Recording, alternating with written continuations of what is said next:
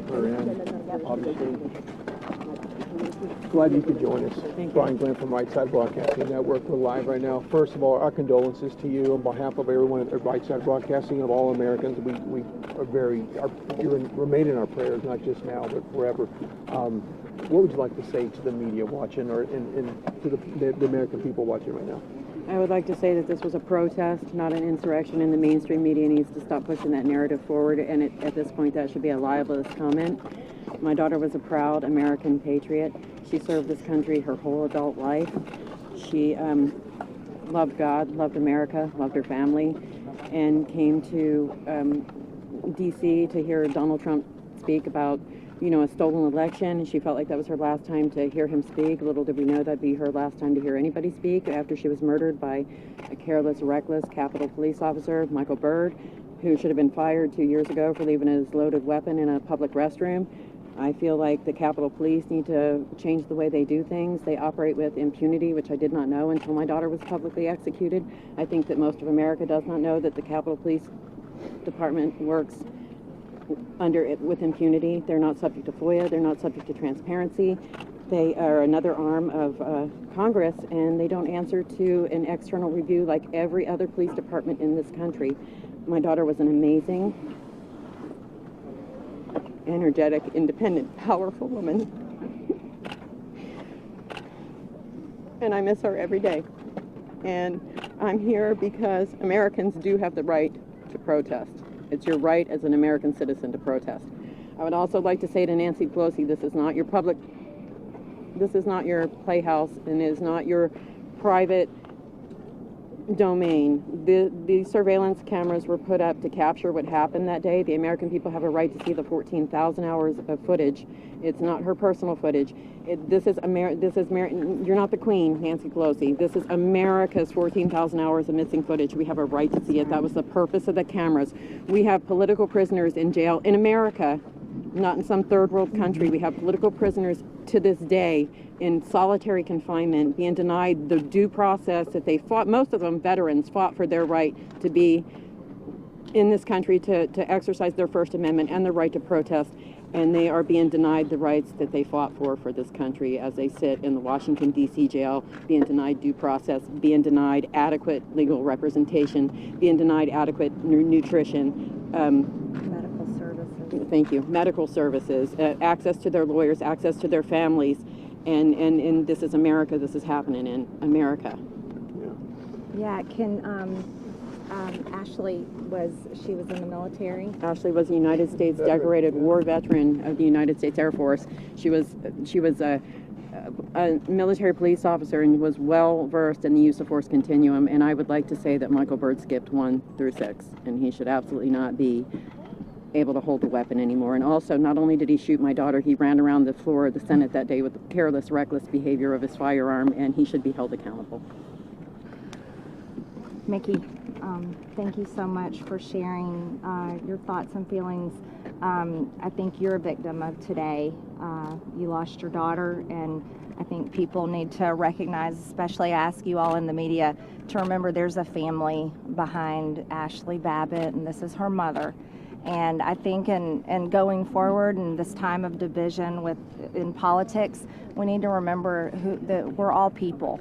And people have been hurt, very hurt in many different ways, and I'm proud of you to be able to come and speak for your daughter. And thank you. And you're right, those videos belong to the American people because the taxpayers pay for them. They did. Our money paid for them. Your money paid for them. My money paid for them. And I would also like to say, just to dispel any question about it, I am a proud mother. I am proud to be Ashli Babbitt's mother.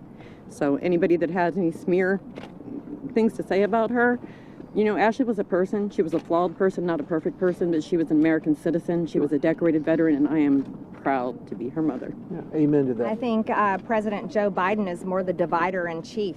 This is the man that sits in the White House and wants to divide Americans between the vaccinated and the unvaccinated. He wants to make the unvaccinated like a subclass of citizens. Well, guess what, everyone? That would be me, because I'm not vaccinated. And I think Americans should continue to have the freedom to make these decisions with their health and what they would like to do. President Biden is also dividing people about the Capitol and what happened here. And the reason why I blame him for that is I blame every single Democrat with him, because they only want one narrative on the security breach at the Capitol, and they want to blame President Trump and claim that it's an insurrection, when in fact it's not. Not one single person has been charged with insurrection. And then going against what Ted Cruz said just yesterday, no one's been charged with terrorism either. As a matter of fact, most of these people have been charged with misdemeanor crimes, and they're still sitting pre-trial and being treated worse than anyone I've ever seen in our history. Here's some things that I think are very notable that we need to remember. There have been attacks here before at the Capitol. January 6th was not the first one. And the people that were here at the Capitol, they didn't murder anyone. As a matter of fact, there was someone murdered that day. Her name is Ashli Babbitt. There was also another woman killed. Her name is Roseanne Boylan, I believe is her name.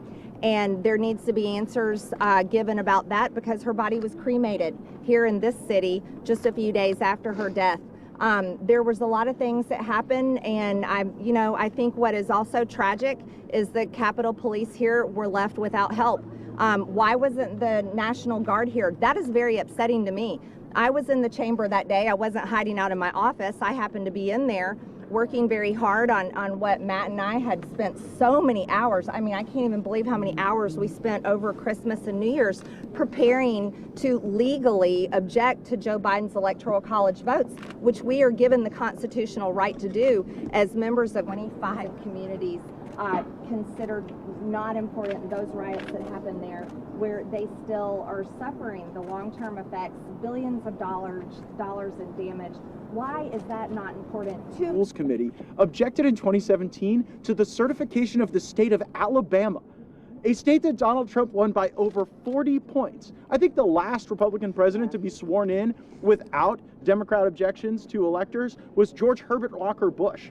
And yet when they do it, it's a matter of principle. States of Alabama, I think we can conclusively say that we know Alabama's a Republican state. But it shows pretty hard to shows that object to. ripening questions about your concerns about elections does not constitute a divorce from patriotism or sedition or treason. It is the proper role of the Congress, and don't just take our word for it. Those were the actual words and the actual objections that were logged by Democrats. So don't allow in this day them to say, oh, well, anyone who wanted to present an affidavit or an argument or evidence or have a vote was somehow part of an insurrection against our country. We were trying to fortify our country against fraud that we're still very concerned about. I mean, as we're standing here today in the state of Georgia, they are still pursuing very real claims about election fraud.